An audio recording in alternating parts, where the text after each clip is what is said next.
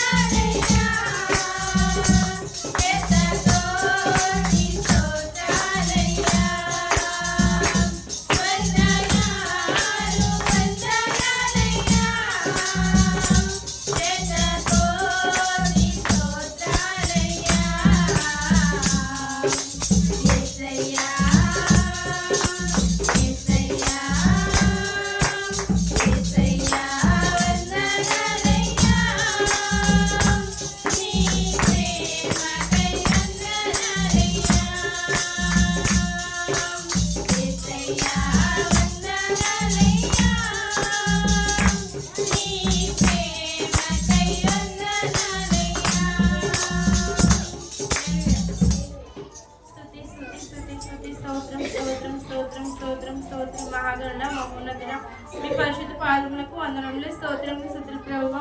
నిన్న నేడు నిరంతరం ఏకరీతిగా ఉన్న దేవానికి వందనములు ప్రభువా. ఏం అడిగినా ప్రభువా ఇచ్చే దేవుడు ప్రభువా. అడుగుడి మీకు ఇవ్వబడినని సెలవిచ్చావు కదా ప్రభువా. ఏసేవ సంవత్సరం అంతా ప్రభు నీ కృప కాపుదల మా మీద దయచేసావు ప్రభు. ఏసే వచ్చే సంవత్సరంలో కూడా ప్రభు నీ కృప కాపుదల దయచేయండి అయ్యా. ఎవరికైతే ఎంత ఇబ్బందిగా ఉందో ప్రతి దీవులను నింపండి ప్రభు. ఇంకా సంఘస్థులు ఎవరు రాలేదు ప్రభు, రప్పించండి అయ్యా. నీ ఉండి మాట్లాడండి ప్రభు. దైవజనుల వాక్యం చెప్పుచుండగా ప్రభు విని విడిచిపెట్టే వారం కాకుండా ప్రభు మా హృదయంలో భద్రపరుచుకొని ప్రభు ఈ వారం అంతా నెమ్మడి వేసుకునే యోగ్యతను దయచేయండి అయ్యా. అట్టి దీవులు మాకు నింపండి ప్రభు. ఏసి ఎవరైతే ప్రభు ఫైనల్ ఎగ్జామ్స్ లో ఉన్నారు ప్రభు, ప్రతి ఒక్కరిని దీవించండి, ఆశీర్వదించండి అయ్యా. నీ దైవజనుల వాక్యం చెప్పుచుండగా ప్రభు నీవు మంచి మాటలు మాకు దయచేయండి ప్రభు. దైవజనులు రాకపోకలేదు నీవు ఉండమని ప్రభు యేసు నామములో అడుగుతున్నాం తండ్రి, ఆమేన్. కొండల తట్టు నా కన్నులు ఎత్తుచున్నాను. నాకు సహాయం ఎక్కడ నుండి వచ్చును? యెహోవానే నాకు సహాయం కలుగును. ఆయన భూమి ఆకాశములను సృజించువాడు.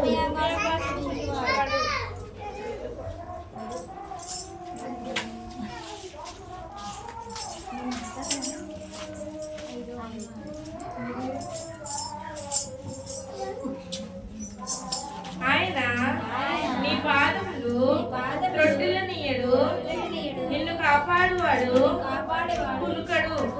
ఇశ్రాయేలును కాపాడువాడు కునుకడు, నిద్రపోడు. యెహోవాయే నిన్ను కాపాడువాడు. నిన్ను కాపాడువాడు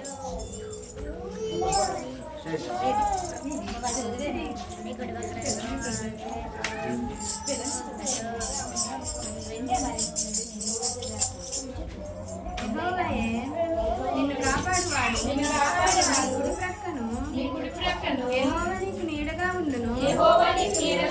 పగలు ఎండ దెబ్బైనను నీకు తగలదు, రాత్రి వెన్నెల దెబ్బైనను నీకు తగలదు.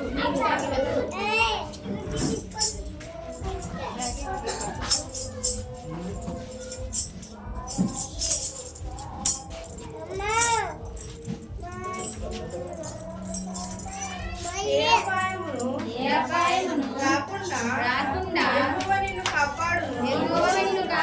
ఆయన నీ ప్రాణము కాపాడును. ఇది మొదలుకొని నిరంతరము నీ రాకపోకలందు యెహోవా నిన్ను కాపాడును.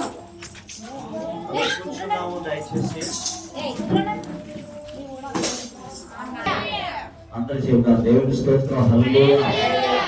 ప్రియులారా, ఈ సమయంలో దేవుని యొక్క వర్తమానాన్ని విందాము.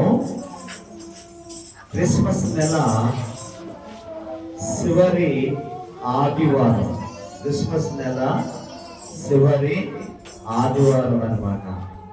ఈ చివరి ఆదివారంలో దయచేసి ఒక వాక్య భాగాన్ని మనము చదువుకుందాం. యెషయా గ్రంథము 9వ అధ్యాయము 6వ వచనాన్ని మనము యాలయనగా శిశువు పుట్టెను, మనకు కుమారుడు అనుగ్రహింపబడెను, ఆయన భుజముల మీద రాజభారం ఉండును. ఆశ్చర్యకరుడు, ఆలోచనకర్త, బలవంతుడైన దేవుడు, నిత్యుడగు తండ్రి, సమాధానకర్తయగు అధిపతి అని అతనికి పేరు పెట్టబడును. దేవుని స్తోత్రం కలుగును గాక. చిన్న ప్రార్థన చేసుకుందాం. సర్వ ఆశీర్వాదాలకు కారణభూతుడైన పరలోకపు తండ్రి, మీకు వందనాలు, స్తోత్రాలు, స్తుతులు చెల్లించుకుంటున్నాం. ఈ 2025 ఆయన చివరి ఆదివారం, క్రిస్మస్ ఆదివారముగా చివరి ఆదివారం తండ్రి ఈ వాక్యాన్ని దీవించి ఆశీర్వాదించి మీ మహిమార్థమే మమ్మలను వాడుకోవాల్సిందిగా మనం చేసుకుంటూ యేసుక్రీస్తు నామములో అడిగి వేడుకుంటున్నాము పరలోకపు తండ్రి, ఆమేన్. ప్రియులారా, ఈ సమయంలో మొదటి మాట ఆశ్చర్యకరుడు, రెండవ మాట ఆలోచనకర్త అని అక్కడ రాయబడి ఉన్నది. దేవుని స్తోత్రం చెబుతామండి. ఆలోచనకర్త. ఏంటండి? ఆలోచన కర్త. ఏమైనా ఆలోచన అంటే ఆయన స్వరూపంలో నరుణ్ణి చేసి ఉన్నాడు. ఆయన స్వరూపంలో నరుని చేసుకున్న తర్వాత ఆ నరుడు పాపంలోనికి పడిపోయాడు. పాపంలోనికి పడిపోయిన తరువాత ఆ నరుణ్ణి మరలా పాపము నుండి విడుదల చేయడానికి తన కుమారుడను ఈ లోకంలోనికి ఆయన పంపి ఉన్నాడు. శివరి ఆధారం యొక్క మాట ఏంటంటే ఆలోచనకర్త. ప్రియులారా, మీలో ఎవరైనా చెడులో పడిపోతే, మీ కుటుంబంలో ఎవరైనా చెడులో పడిపోతే ఆలోచిస్తున్నారా? ఒకసారి ఆలోచన చేయండి. ఏమో ఆలోచిస్తున్నామా? ఏమి కూడా ఆలోచించడం లేదు. అతను ఏ ఫంక్షన్ చేస్తాడా, నన్ను పిలవలేదని ఆలోచన చేస్తాం తప్ప అతడు చెడు కార్యాలకు లోనే ఉన్నాడు. మరి అతన్ని చెడు నుండి విడుదల చేద్దాము, యేసు యొద్దకు నడిపిద్దాము అనే ఆలోచన వారికి కానీ మనకు కానీ ఉండడం లేదన్నమాట. దేవుని స్తోత్రం చెబుతామండి. హల్లెలూయా. ఇక్కడ దేవుని యొక్క వాక్యం ఏమంటుందంటే ఆలోచనకర్త. ఏంటండి? ఆలోచనకర్త. ఏది ఆలోచన? ఈ లోకం కొరకు మరలా తన ప్రియకుమారుని పంపి లోకము పాపములో నిండి ఉన్నదని విడుదల చేయడానికి ఆయన గొప్ప ఆలోచన చేయడమే ఆయన ఆలోచనకర్త అంట. దేవుని స్తోత్రం చెప్తామండి. చూడండి, యెషయా గ్రంథము 28వ అధ్యాయము చూసినట్లయితే, యెషయా గ్రంథము 28వ అధ్యాయము చూడండి.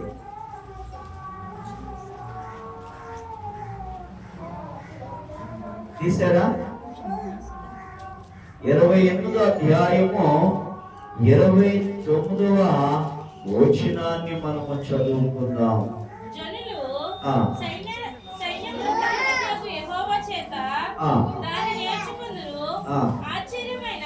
ఆశ్చర్యమైన ఆలోచన శక్తియు అధిక బుద్ధియు అనుగ్రహించువాడు ఆయనే.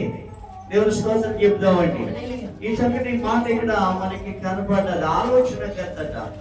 ఈ ఆలోచనకర్తకు యెషయా గ్రంథము 28వ అధ్యాయము చివరి వచనం 29ది మనం చూసుకున్నట్లయితే అక్కడ అంటున్నాడు కదా, దేవాది దేవుడు ఆశ్చర్యమైన ఆలోచన శక్తియు.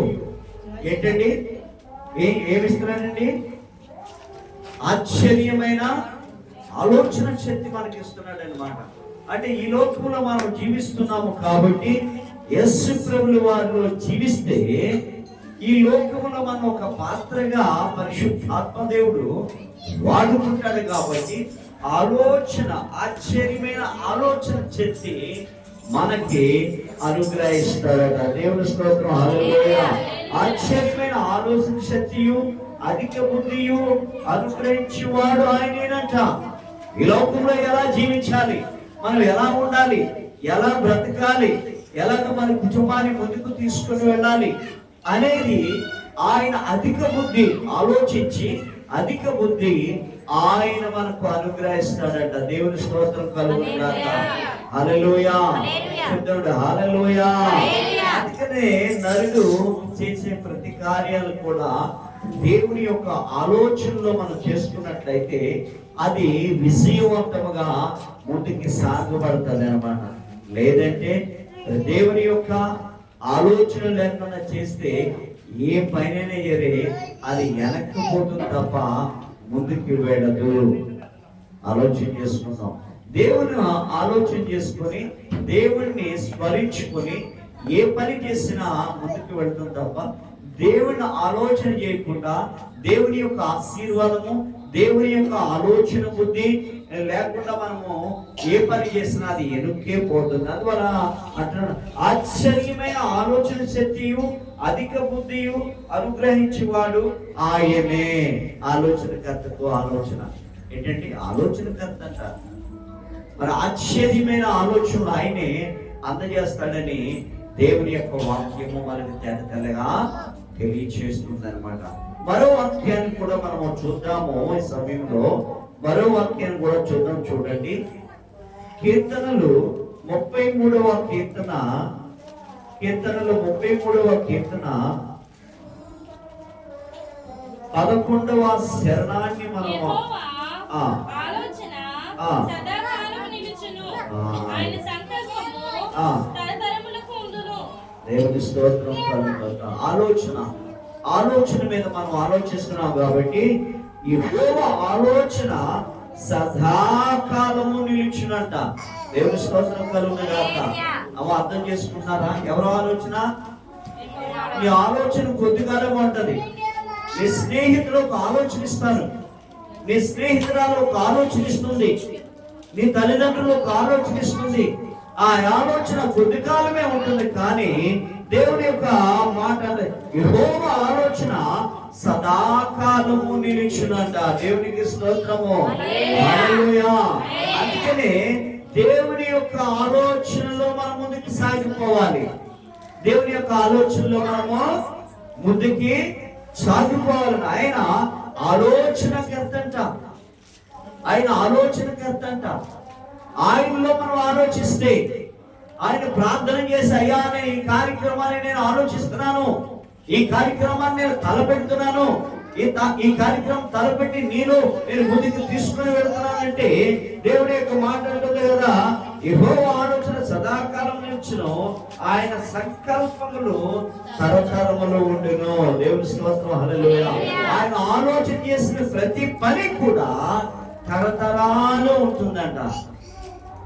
మరి మన పని, మనం ఆలోచన చేసిన పని కొద్ది కాలంగా ఉంటుంది. కానీ దేవుడు ఆలోచన చెప్పి మనం చేస్తే అని చెప్పి చేస్తే, ఆ ఆలోచనలో మనం ఉంటే, ఆ ఆలోచనలో మనం నడిస్తే ఆ పని మాత్రము సదాకాలము ఉంటుందని దేవుని యొక్క వాక్యము తెల్లగా తెలియచేయబడుతుంది. ఎలా ఉంది నీ ఆలోచన? నీ ఆలోచన ఎంతవరకు ఉంది? దేవుని ఆలోచన ఎంతవరకు ఉంటుంది? దేవుని ఆలోచన అంటే సదాకాలం ఉంటుంది. మన ఆలోచన తక్కువ టైంకే అది పడిపోతుంది అనమాట. దేవుని స్తోత్రం కలుగును. దేవుడు చెప్పినట్టు చేయాలి. దేవుడు చెప్పినట్టు చేస్తే అది ముందుకు వెళ్తుంది. అలాగే బిలాము ప్రవర్తని దేవుడు చెప్పినట్లు చేయలేదు కాబట్టి ఆయన కూడా చంపబడును అనే వాక్యము సంఖ్యాకాండంలో రాయబడి ఉన్నది. దేవుని స్తోత్రం చెప్తామండి. హల్లెలూయా చెప్తాను, హల్లెలూయా. కాబట్టి ప్రియులారా, బిలాము వలె నీ ఆలోచన చేయకూడదు.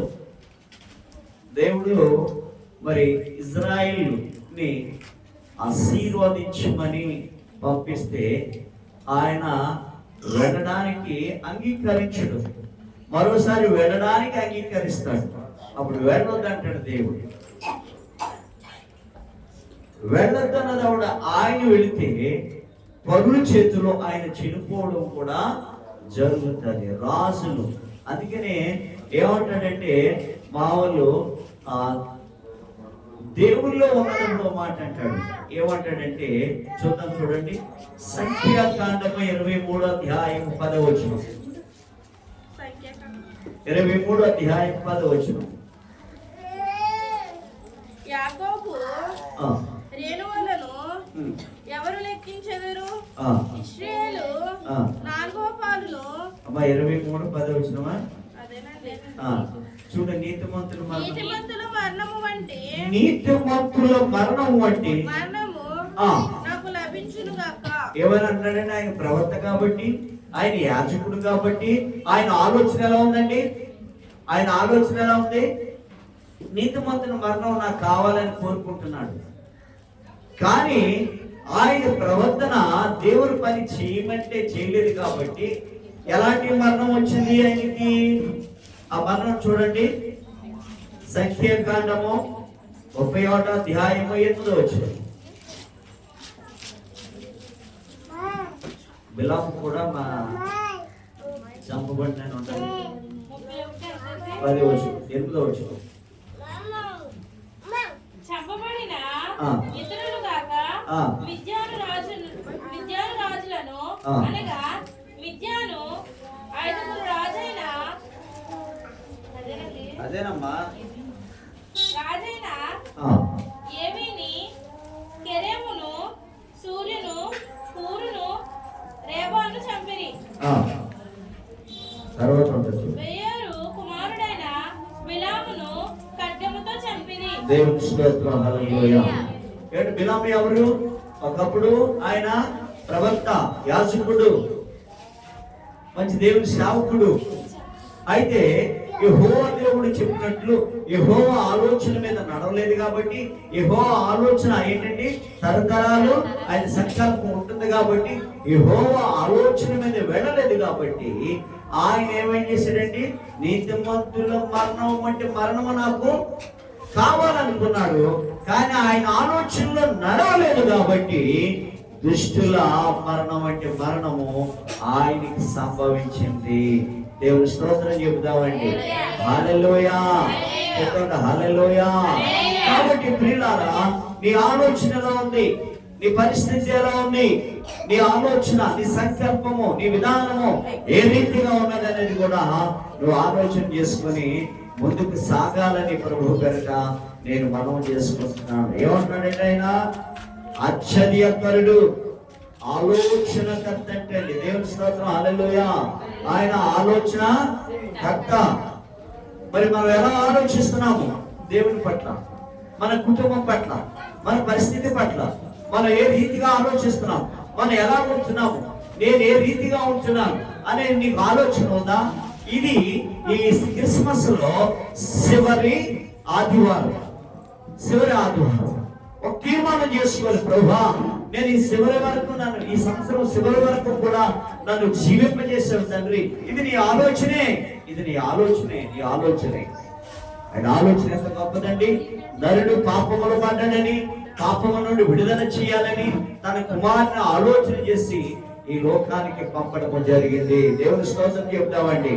హల్లెలూయా. కాబట్టి నీవు మరి పాపములో ఉన్నాము కాబట్టి, పాపము నుండి విడుదల అవ్వాలి కాబట్టి నీ ఆలోచన ఏంటి? నీ కుటుంబం పాపంలో ఉంటుంది, నీ బిడ్డల పాపంలో ఉంటున్నారు, నీ బంధుమిత్రులు పాపంలో ఉంటున్నారు. నీ ఆలోచన లేదా? దేవుని ఆలోచనకి నువ్వు మరి ఒక దారి చూసుకొని ముందుకు సాగిపోవా?